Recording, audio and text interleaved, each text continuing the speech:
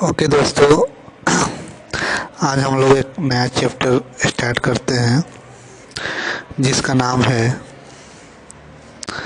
Mortgage.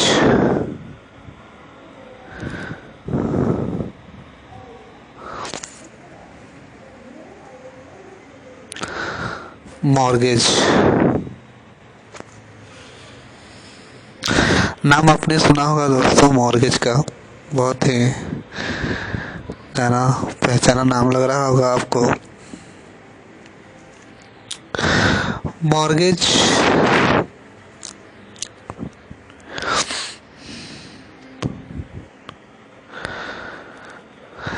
Mortgage को transfer of property act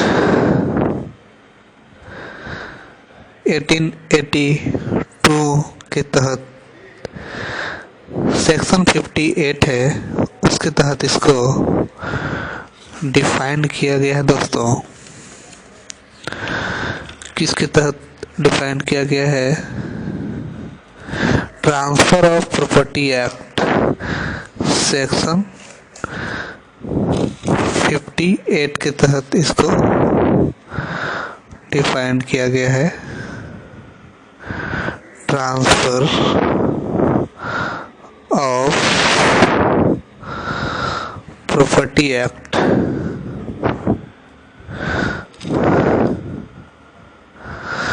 section 58। Transfer of property act section 58 में mortgage को define किया गया है। सबसे पहले दोस्तों, मॉर्गेज होता क्या है ये जानना जरूरी है। मॉर्गेज क्या चीज है?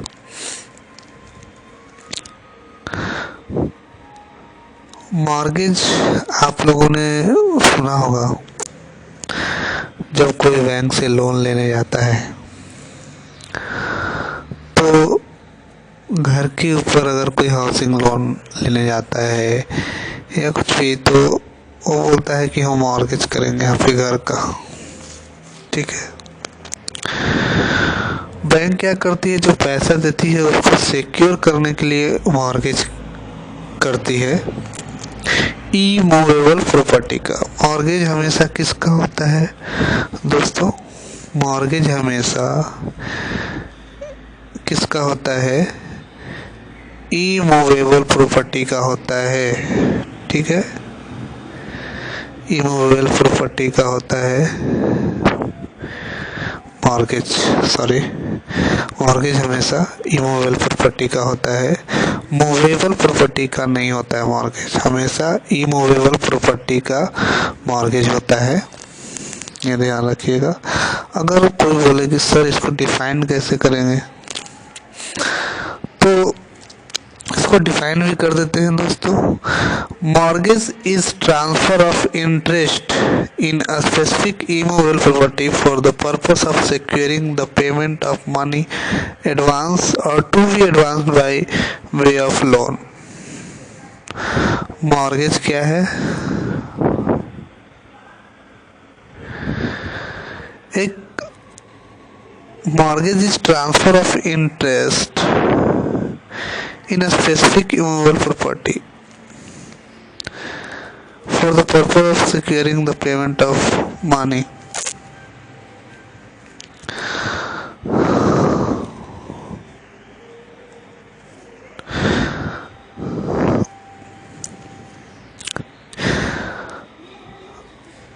मॉर्गेज क्या करता है?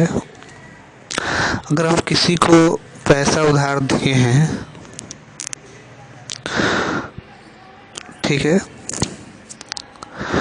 तो हमारा वो पैसा अगर बाद में नहीं दे, क्या पता बाद में लेके भाग जाए, तो उस चीज से बचने के लिए हम लोग क्या करते हैं दोस्तों? मॉर्गेज करवा लेते हैं उसकी मूल प्रॉपर्टी की। और मॉर्गेज करा लिए, ठीक है, तो पैसा लेके भाग भी जाएगा तो हम उसको बेच के निकाल लेंगे, जो कि बैंक करती है। ठीक है,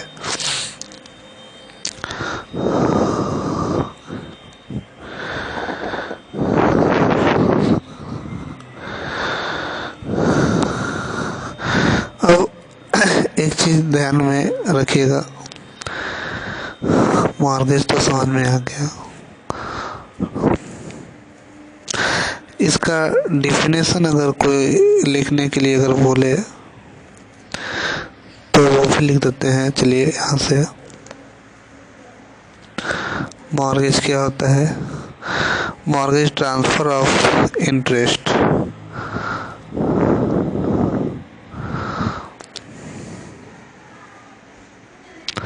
Mortgage is transfer of interest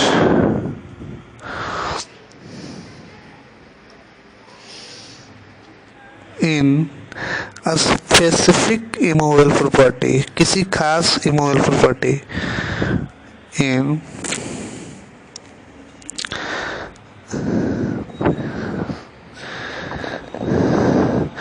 a specific immovable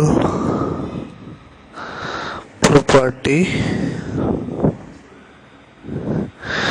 for the purpose of securing the payment of money for the purpose of securing the payment of money, advance or to be advanced by way of loan.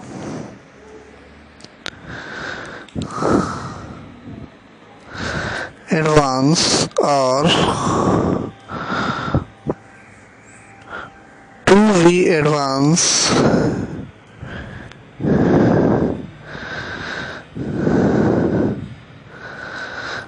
by way of loan। ठीक है, मैं कोशिश करता हूँ कि आपको पता चले। ठीक है, अभी मॉर्गेज देने वाला, देखो बेटा, इसमें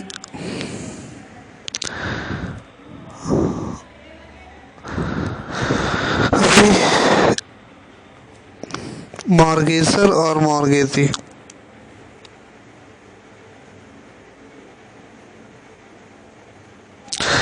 जिसका प्रॉपर्टी है उसको क्या बोलते हैं बेटा? एक होता है मॉर्गेजर,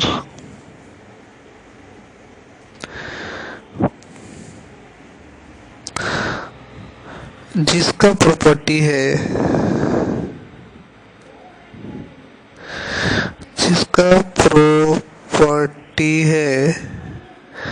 उसको मॉर्गेजर बोलेंगे, सीधी बात में। ठीक है, और जिसको प्रॉपर्टी ट्रांसफर करनी है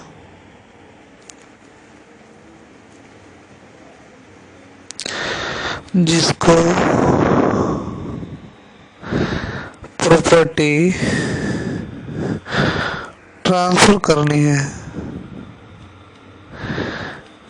जैसे में कि बैंक हो गया, यहाँ पे ये कस्टमर हो गया। ठीक है, बैंक हो गया, ये कस्टमर हो गया। ठीक है, अभी मॉर्गेज के भी बहुत सारे प्रकार होते हैं दोस्तों। ठीक है,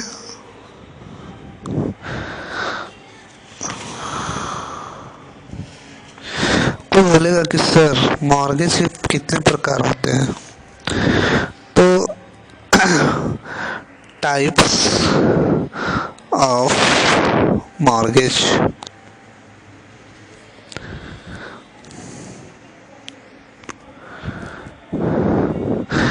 मॉर्गेज के 6 टाइप होते हैं बेटा। ठीक है, कितने प्रकार होते हैं?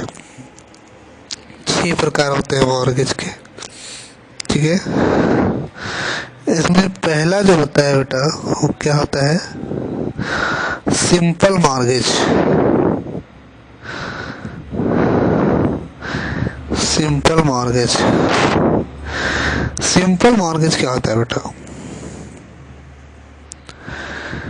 सिंपल मॉर्गेज क्या होता है?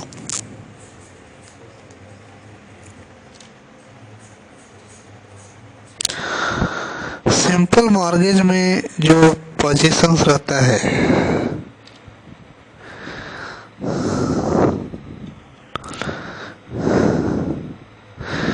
वो मॉर्गेजर के पास रहता है।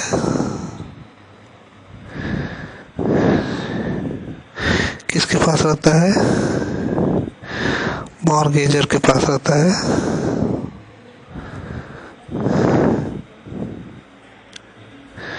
ठीक है। सिंपल मॉर्गेज किसको कहते हैं? वैसा मॉर्गेज जिसमें बिना पोजीशन दिए हुए पार्टी यह एक्सेप्ट करती है कि हम जो लोन लिए हैं वो चुका देंगे।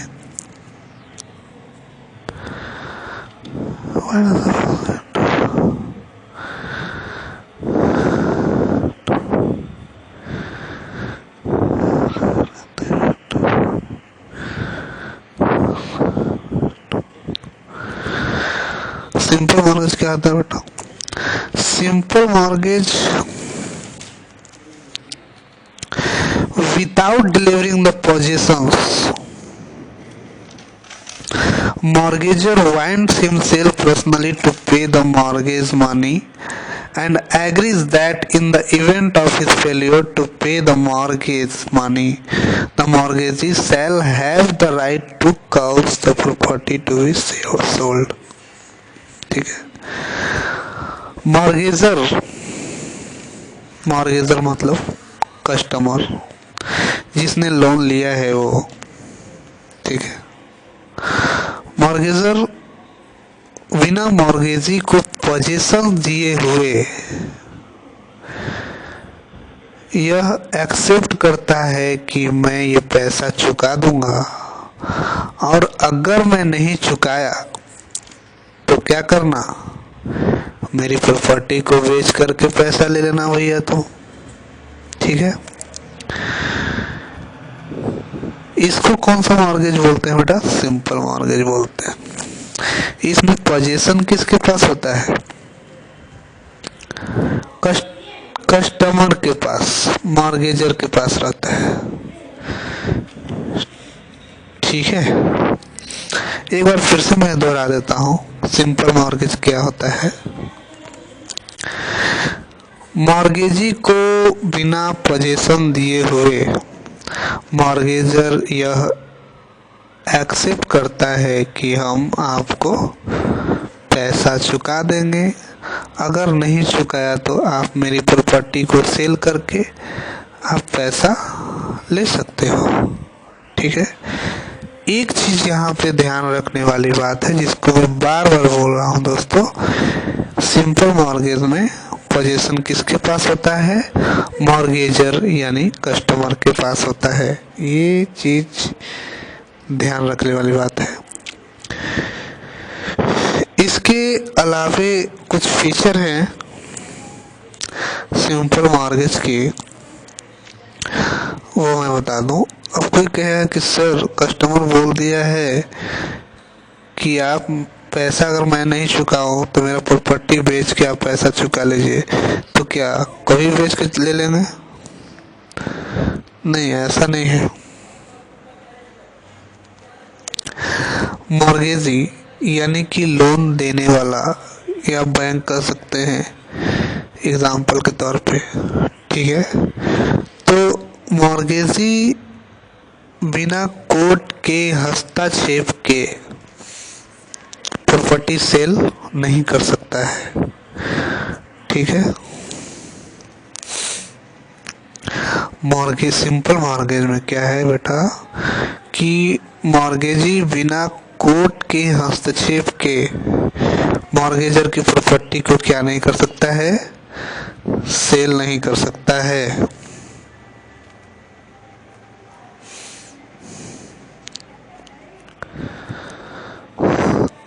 दूसरा क्या प्रॉपर्टी है, mortgagee has no right to get any payments out of the rent and produce of the mortgage property। mortgagee को mortgage प्रॉपर्टी के अलावा दूसरे जगह से पेमेंट लेने का अधिकार नहीं है।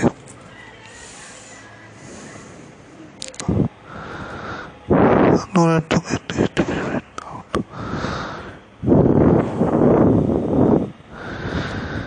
मैं एक बार फिर से समझा दूं आपको। Mortgagee has no right to get any payments out of the rent and proceeds of the mortgage property। Mortgagee मतलब बैंक को यह अधिकार नहीं है कि वो जो मॉर्गेज किया हुआ जो प्रॉपर्टी है उससे आने वाले इनकम को वो रख ले, ऐसा उसके पास सिंपल मॉर्गेज में अधिकार नहीं है। ठीक है, अगर कोई दुकान मॉर्गेज किया हुआ है और दुकान से अगर रेंट आ रहा है तो अगर वो सिंपल मॉर्गेज किया हुआ है तो सिंपल मॉर्गेज के अंतर्गत बैंक उसका रेंट नहीं ले सकती है। उसका रेंट कौन लेगा, उसका मालिक लेगा, मॉर्गेजर ही लेगा, भले वो पैसा नहीं चुका रहा हो, उससे कोई मतलब नहीं है।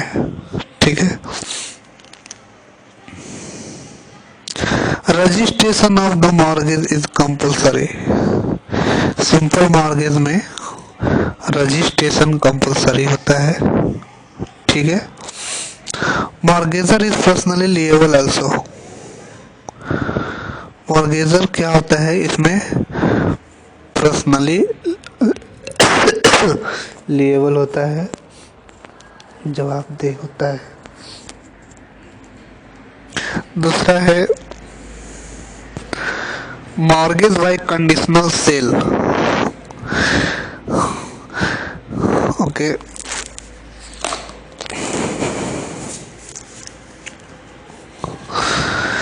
एक मिनट, सिंपल मॉर्गेज को 58 बी में डिफाइन किया गया है। ठीक है, सिंपल मॉर्गेज के बाद कौन सा मॉर्गेज है दोस्तों, मॉर्गेज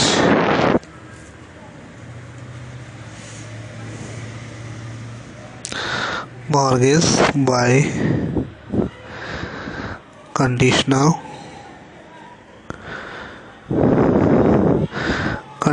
सेल। ये सेक्शन कौन से सेक्शन में इसको डिफाइन किया गया है, सेक्शन 58C पे। मॉर्गेज बाय कंडीशनल सेल क्या है दोस्तों, ये देखते हैं।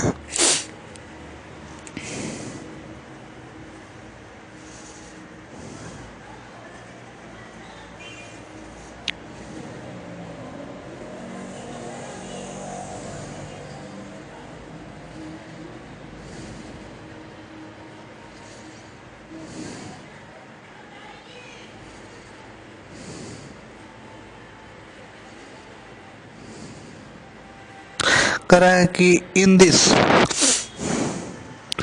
The mortgagor ostensibly sell the mortgage property on condition that on default of payment of the mortgage money, the sale shall become obsolete, or on such payment being made, the sale shall be void, or buyer shall transfer the property to the seller. Features are: if money remains unpaid as per the agreement, the sale becomes absolute.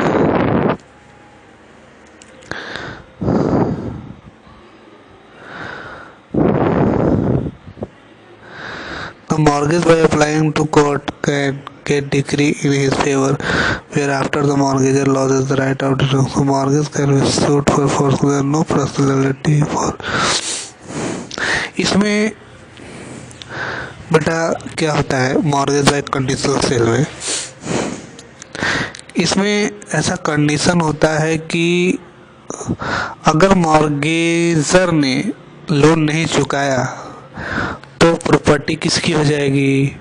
Mortgagee की हो जाएगी। बस यही फंडा है, यही इसमें क्या रहता है, कंडीशन रहता है कि अगर मॉर्गेजर ने लोन नहीं चुकाया तो प्रॉपर्टी किसकी हो जाएगी? मॉर्गेजी की हो जाएगी। ठीक है।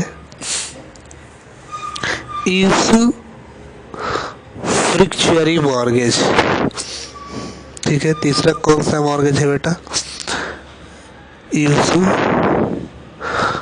फ्रिक्चुअरी मॉर्गेज। इसको सेक्शन 58D में दर्शाया गया है। इसके तहत क्या है, इसे फ्रिक्चुअरी मॉर्गेज की तरह इसमें क्या आता है बेटा कि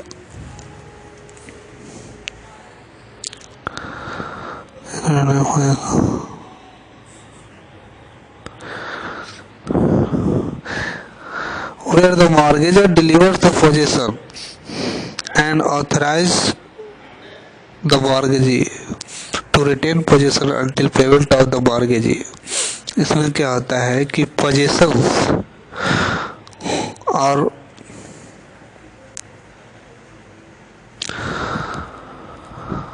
इसमें जो मॉर्गेजर होता है वो मॉर्गेजी को खास समय तक एक पोजीशन दिया रहता है कि जब तक लोन आपका क्लियर नहीं हो जाता है तब तक पोजीशन आपके मॉर्गेजी के पास ही रहता है। जैसे मैं समझा रहा हूँ, जैसे कोई दुकान का अगर कोई मॉर्गेज हुआ है बेटा, तो मॉर्गेजर जो होता है वो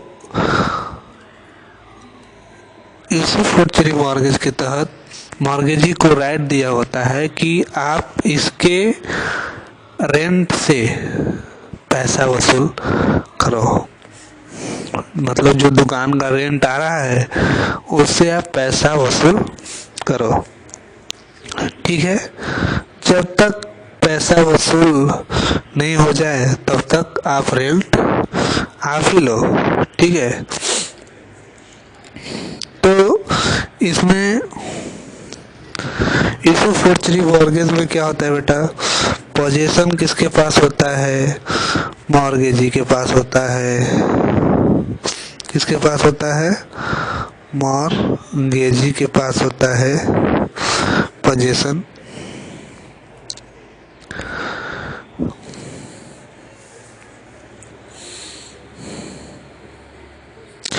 मॉर्गेजी को क्या राइट होता है?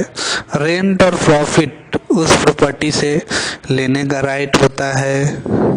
इसमें कोई टाइम लिमिट स्पेसिफाइड नहीं होता है कि हाँ इतना ही टाइम तक हम लोन भर देंगे। आपका लोन रेंट से या उस प्रॉपर्टी के प्रॉफिट से जब तक आपका नहीं भरा है तब तक आप उसका पैसा बैंक ले सकती है। ठीक है। Sale is not allowed. इसमें ऐसा नहीं है कि बैंक क्या करेगी, प्रॉपर्टी को सेल कर देगी, ऐसा नहीं होता है इसमें। ठीक है। No personal liability to the mortgager. Mortgager का पर्सनल लायबिलिटी इसमें कुछ नहीं है। अगर मान लो कि उस प्रॉपर्टी से रेंट या प्रॉफिट कम आ रहा है, लोन का जो रिपेमेंट है वो कम पैसा से हो रहा है, तो इसमें मॉर्गेजर का कोई दोष नहीं है भैया। इसमें क्या है, मॉर्गेजर का कोई दोष नहीं है।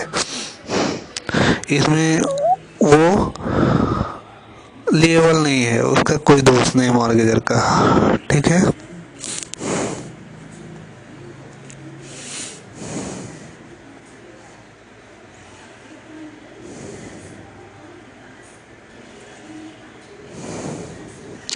अब है एक बेटा इंग्लिश मॉर्गेज।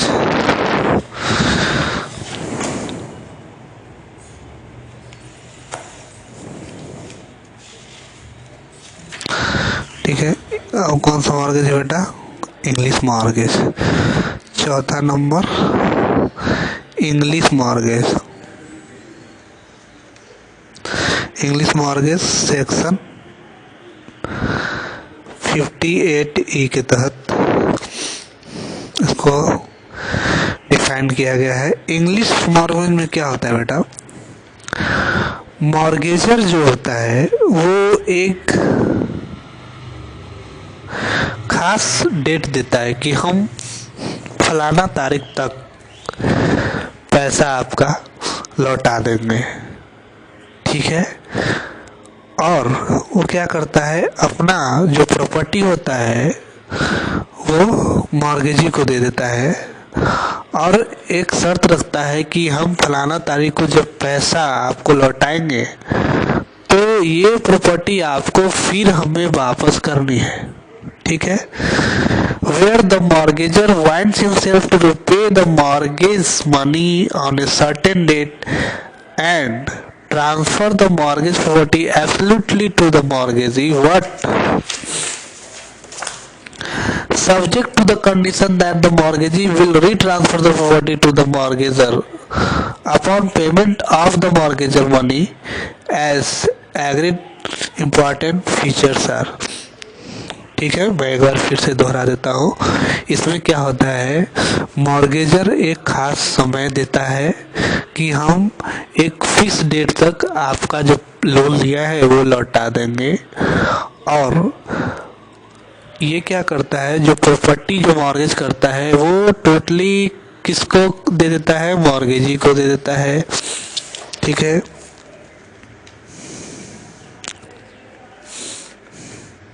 वो प्रॉपर्टी किसके ट्रांसफर करता है, मॉर्गेजी को ट्रांसफर कर देता है इस कंडीशन पे कि जब हम आपको उस डेट पे पैसा दे देंगे तो फिर आप मेरी जो प्रॉपर्टी है वो फिर क्या कर दोगे, रिफंड कर दोगे, ठीक है। वो इंग्लिश मॉर्गेज होता है बेटा। इसमें क्या होता है बेटा, इंग्लिश मॉर्गेज में एक फिक्स डेट होता है, फिक्स्ड डेट होता है और प्रॉपर्टी जो होता है प्रॉपर्टी ट्रांसफर कर दिया जाता है, ट्रांसफर कर दिया जाता है किसको, किसको ट्रांसफर कर दिया जाता है, मॉर्गेजी को, मॉर्गेजी को ट्रांसफर कर दिया जाता है दोस्त, ठीक है।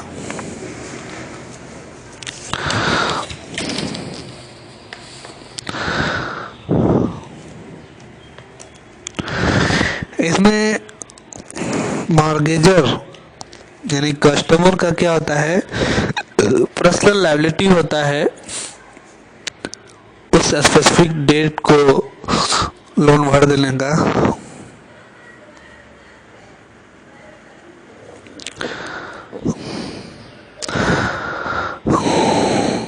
इसमें mortgagee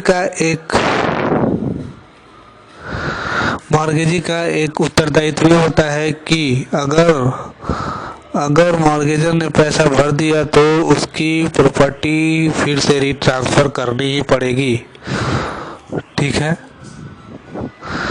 equitable mortgage, equitable mortgage क्या होता है दोस्तों,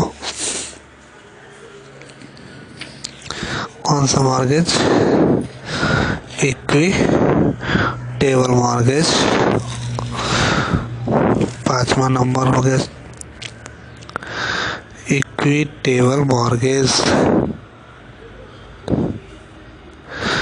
इक्विटेबल मॉर्गेज सेक्शन 58F के तहत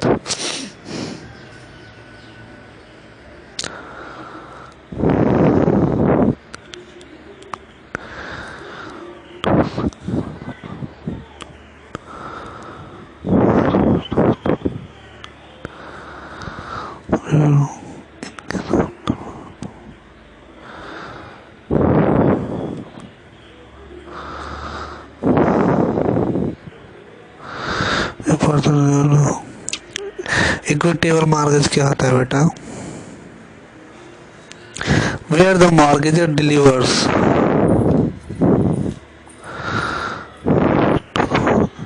इसमें इक्विटेबल मॉर्गेज में क्या होता है, एक नोटिफाइड प्लेस होता है, ठीक है। एक नोटिफाइड प्लेस होता है, ठीक है, नोटिफाइड प्लेस में ही क्या होता है, प्रॉपर्टी का मॉर्गेज होता है।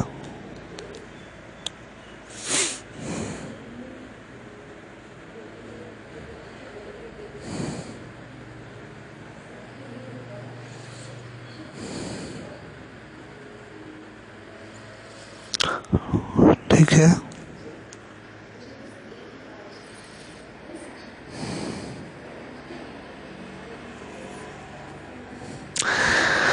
इक्विटेबल मॉर्गेज में क्या होता है बेटा,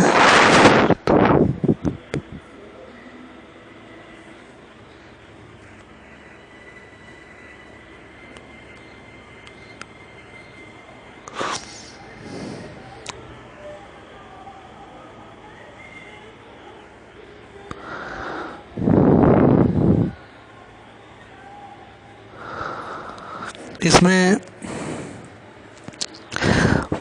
क्या होता है कि मॉर्गेज होता है वो एक नोटिफाइड प्लेस पे होता है, ठीक है, और अगर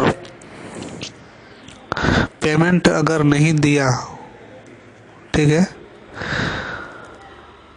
मॉर्गेजर जो है अगर लोन नहीं भरा तो मॉर्गेजी क्या कर सकता है, फाइल केस कर सकता है मॉर्गेजेस के ऊपर और उसके बाद पैसा वसूल कर सकता है। लास्ट हो गया बेटा एनोमलस मॉर्गेज, जो इसको 58G के अंतर्गत इसको डिफाइन किया गया है। एनोमलस मॉर्गेज को 58G के तहत डिफाइन किया गया है, जो ऊपर में 5 में से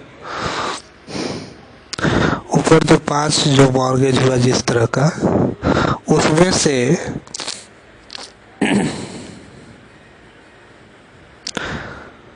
नॉट एबव, जो उसमें से कोई भी नहीं हो तो वो एनोमलस मॉर्गेज हो जाएगा बेटा, ठीक है। जो ऊपर 5 में से ऊपर 5 तरीका जो बताया गया मॉर्गेज का, उसमें से कोई भी ना हो तो वो कौन सा मॉर्गेज होगा, एनोमलस मॉर्गेज होगा, ठीक है। मैं कोशिश किया हूँ थोड़ा समझाने की अपने तरीके से, इसमें मैं आशा करता हूँ कि आपको समझ में आ जाए। इसी आशा के साथ मैं आज का ये मॉर्गेज चैप्टर समाप्त करता हूँ। Thank you for watching this video.